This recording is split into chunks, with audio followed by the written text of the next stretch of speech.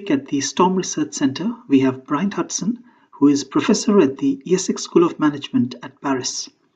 During the course of his visit to emlyon, Bryant generously agreed to talk to us more about his research on stigma, emotions, and the sociology of knowledge.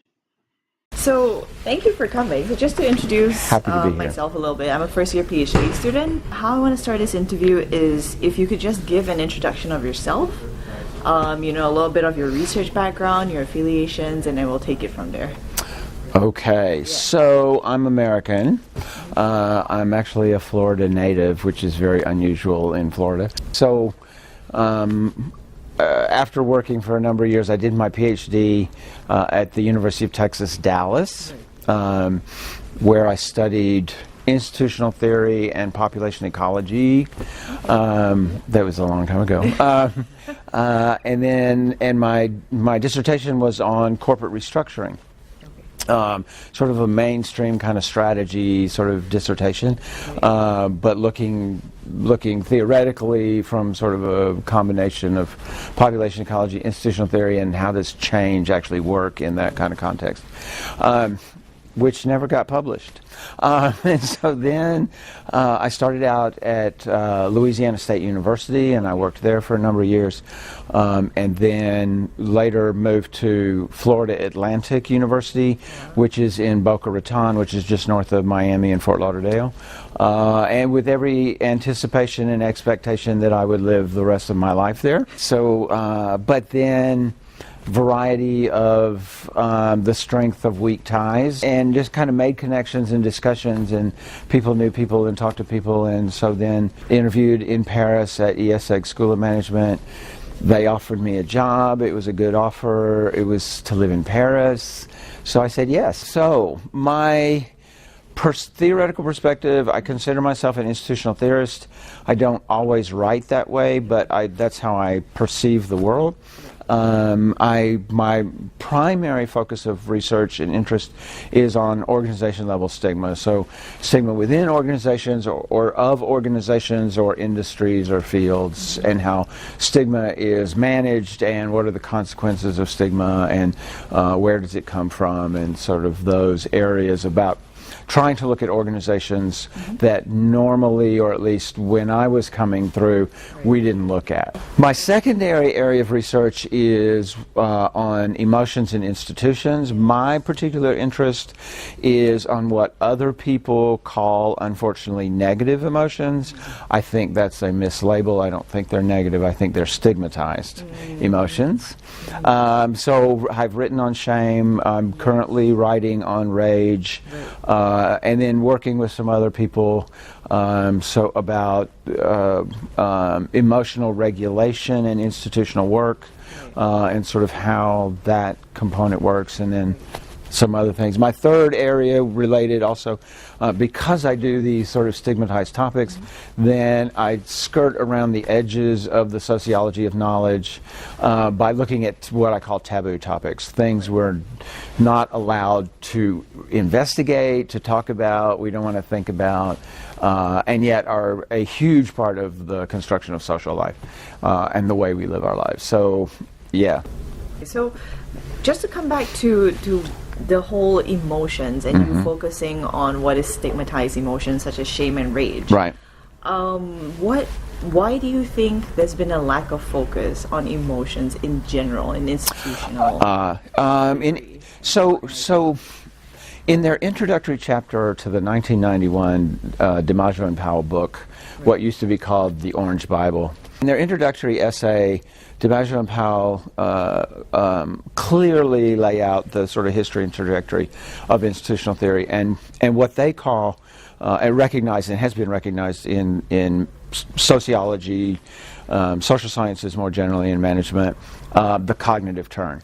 So a way of understanding that it's how we think about things, how we perceive things, how we make sense of things, and sort of the cognitions around that that whole turn in the social sciences also allowed institutional theory then to sort of develop a perception of individual action as having to do very much, again, with perceptions and cognitions and sense-making and those kind of cognitive processes. Partly what happened in there, the way they explain it, is there was a rejection of some of earlier work which had focused more on values, norms, emotions, the cathetic, because there had perhaps been an overemphasis or even a misapplication or a misunderstanding of some of those ideas, or a perceived misunderstanding of some of those ideas. And so the focus on cognition was an overcorrection. The other thing about institutional theory, the focus of institutional theory from the beginning was the nature of structural and macro-cultural forces and the role of the symbolic in organizational life and social life in general. And so both sort of this macro perspective and looking at these forces and constraints and constitutions, the way social life is constructed from the macro perspective, then sort of missed parts of what else is going on. If you think about Giddens' famous, interaction diagram with the macro and then the micro and then those zigzag lines in between, two things are unfortunate about that characterization: the overemphasis on the macro, and then there's actually a lot of stuff going on in the level of those zigzag lines that by jumping to the individual then we miss. So the corrective to that, again, fortunately, Tim Hallett and Mark Ventresca wrote this lovely, wonderful, brilliant article, 2006, Theory and Society, I think, on the inhabited institution. And pointed out that, yes, there's macro and symbolic forces, but they play out, they're negotiated, they're translated at the social level in located spaces, both geographically located spaces, but also networked and interconnected ways, located in relationships and kinship networks and neighbors and co-workers. And then Doug Creed, Rich DeJordy, and Jaco Locke wrote this beautiful piece in 2010 AMJ on ministers and identity work for LGBT ministers and how they were negotiating institutional work in their own religious institutions. And that piece, plus some other data that they had collected, and seethes with SEETHS with emotion. And so phenomenologically, it's sort of confronted with, oh my God, there's all this emotion. How do we account for that? What's going on? And realizing that we didn't have the tools to account for that. And so that sort of kicked us off. And having broader conversations, again, Jaco and Rich DeJordy and Doug and Tamar Zilber and Peter Saban and some other folks just sort of like, oh my gosh, how do we think about this? What can we do with this? Both empirically and conceptually, how do we account for this? What's going on? So why shame and rage specifically? I was just curious. I mean, they're very powerful emotions, I have to agree with that. But why, I know they're stigmatized, but there's also, other kind of taboo emotions that my focus on stigmatized organizations had already led me to the place where we are not accounting for the fullest range of social life if we don't look at the things we don't want to look at. If we don't look at the icky stuff, right, but which is quotidian and everyday, literally, then what are we missing? What are we not accounting for? Are our models misspecified? Are our empirics stunted? Are our conceptualizations inadequate? So then looking at emotions, well, okay, what about, the emotions that people don't want to talk about? What about fear and anger and rage and shame? The other thing about the shame that jumped out to me really early on in our discussions is that shame is a method of social control. And because it's a method of social control, it's so important in institutional life and so under theorized and under-examined and ignored, and which led to the title of the paper, which is "Like fish in water, we are swimming in a sea of shame." Yeah. So it's ubiquitous, it is constant, it is everywhere, it permeates our existence, and we don't notice it, right? And so that's why particularly I was interested in shame. Like I said, I convinced my co-authors to go along. And then rage is very similar. I mean, rage, again, phenomenologically, it's an aspect of social life that we all experience. We have all experienced it collectively. It's unaccounted for. And so, you know, it doesn't show up, so then let's look at it. Maybe there's something we can learn. I'm going to hand it over to Thinley to zoom in more on the stigma. Yeah. Sure. Yeah. So you've also recently written about how it is necessary to separate stigma from illegitimacy. Oh, yeah, definitely. Why is there such a confusion in the literature? Okay, so my bandwagon, I'm not the only person on this bandwagon. I also did not initiate this bandwagon. It's just the bandwagon I'm on is the construct of legitimacy is extremely problematic. It is, to my mind, it is overly abstract and most often used in a rather hand-waving sort of way to explain things that we don't actually look at how the mechanisms work. So I think it's too abstract. I find legitimacy somewhat also tautological. If all organizations have to have legitimacy, that means all existing organizations do have legitimacy, more or less, but I'm not sure what we've really explained by that tautology. Right.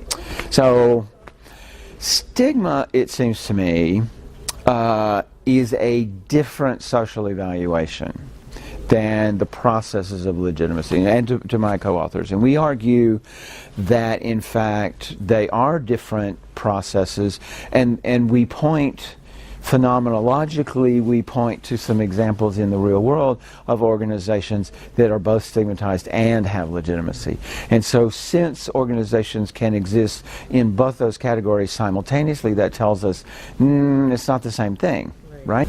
So just kind of piggybacking on that, sure. I was wondering if the concept of stigma would make our understanding of how organizations interact with the external environment to be more complex than what legitimacy brings to the table. One of the problems that I think with legitimacy, even if we talk about varying degrees of legitimacy or how legitimacy is accomplished through network ties or endorsements or conformity or whatever, is it tends to be an all or nothing proposition, and we tend to sort of, okay, it's got legitimacy or it doesn't, right? Whatever the mechanisms, this is how it happens. I think what stigma has allowed us to understand is the problem of multiple audiences, particularly if we're looking at audiences that are contradictory, that have fundamentally different social evaluations of organizations. And if that's the case, then organizations are constantly having to manage both if socially approving or endorsing audiences or those with network ties, and also those that don't want them to be there for whatever reason. So those of us who are still using Facebook, we endorse Facebook, we use Facebook, we provide Facebook with the clicks that provide it with revenue, and we criticize a great number of their practices and their ubiquity and the fact that it takes up all of our time, right? So it's like even within a given individual, we can have multiple social evaluations simultaneously. Well, obviously, then there are audiences that coalesce around those different social evaluations and engage in different forms of collective action around subtle or otherwise collective action around those social evaluations. So all organizations are having to manage these different competing alternative audiences. And what stigma allows us to see is that organizations actually reside at the nexus of these multiple audiences and multiple social evaluations. And that then focuses, I think, nicely on how organizations enact this social world with their audiences. It's not just stakeholders, it's not just contributing resources or purchasing outputs, but it's in fact a social interaction level effect at the macro and meso level going on with audiences and organizations and fields simultaneously. And that's a much richer perspective. It's an analytical lens that is manageable, but also has to account for a broader set of phenomenological, organizational activities and ranges and responses than a more simplified, cause and effect, inputs, outputs kind of model. So to the next question related to the literature on stigma management, and the conversation in the stigma management talks about different stigma management strategies that organizations are undertaking. Right. Like your own work has looked at shielding, and then there are others who have explored straddling, co-opting, and destigmatization recently. So I was just wondering, where do you see this conversation going in the future, and what kind of interesting questions that can be asked? Yeah, what I'm seeing, sort of the directions of the field are sort of 3 or 4 different ways. There's a lot of people trying to do work from different perspectives, and it's kind of been interesting to watch people who are trying to. And I'm talking about people doing work that hasn't quite yet made it to the publication, but is in that process. Where does stigma come from? How does it evolve? How do social evaluations coalesce? How do we decide that something's inappropriate or something socially unacceptable or icky, or I didn't know about it and now that I do know about it, I really don't like it, right? And sort of where does all that come from? Some people are coming from a categories perspective, an emergent categories perspective. Some other people are coming at it from sort of other social construction sorts of ways of doing it. I think there's really interesting work going on looking, sort of building on Mary Douglas's work and sort of taking this idea of pollution and corruption and sort of, how does that happen, to form whole social categories or broad-based social evaluation. So that's where sources. Outcomes. Most of the work, my work has more been on what do you do if you can't get rid of it. Other people have done work on how do you get rid of it if you can. But then there's some really interesting work, Wes Helms and Karen Patterson's work on mixed martial arts, and some other work that's coming forward on, well, what if you embrace it? What if you are intentionally, optimal distinctiveness through transgression and embracing stigmatization? How does that sort of inform how organizations and fields and multiple audiences respond, and what kind of processes? So outcomes, not just in the bad outcomes, but what are the good outcomes? What are the positive side of stigma and stigmatization processes? And then the third one, of course, is just sort of additional management issues. And I think there's been some really interesting empirical work that's coming along. I think certainly with the cannabis industry and the fact that it's going through its own evolution, and we're by no means is cannabis not stigmatized. That doesn't mean that it's not also socially embraced by others. And then now it's becoming legalized, and so how are these organizations both nascent entrepreneurial ventures, but also now we're seeing corporations. So I can't remember I read an article just the other day. I think it's maybe Philip Morris and the makers of Marlboro cigarettes are wanting to move into the cannabis industry. So, which is going to have real implications for startups and entrepreneurs and venture capitalists, right? Now they're competing with the major corporations. So how then do we manage? I mean, part of that is embracing, but part of that is, of course, is going to be how do we manage the stigma so that we can, in this case, sell product. And then, there's other work about positioning in the cannabis industry that just fascinates me. Yeah, so I think there's a lot of other really fascinating empirical contexts about social life, whether it's what goes on in operating rooms happens in hospitals, or what goes on in restaurant kitchens, or what goes on, in bathrooms, or what goes on, in the parts of our lives where we live every day and try not to notice, right? So, but permeate social life. So, and there's rich insights coming just because we're willing to look at things. So that's how I see the field evolving. So moving on to the next question. So this also from one of the papers where you talk specifically about knowledge taboos. Yeah. So I was just wondering, how have you experienced this in your own research? Oh, sure. Stigmatized data is very difficult to gather. Okay, accessibility is a really big problem. So it's just difficult to do. There's the fact that most of us are in business schools, and we're funded by business schools, and deans and department chairs look at us and go, "You want to do what? Do we want our school's name associated with sex clubs and toilet facilities and whips and chains, or and sort of those kinds of issues?" There's research funding and grant. In the United States, we generally, business professors don't look for external funding. We look for internal funding, but then we get the resistance there. There's the access of insider status. So, for example, a study on men's bathhouses could not have been conducted by two women. So there's all of these social barriers and professional barriers as well about why are you doing that? So yeah, have I faced it? Absolutely. Lack of funding. Why are you doing this? Difficulty, rejection in journals. Yeah, there's personal barriers. There's the difficulty of access.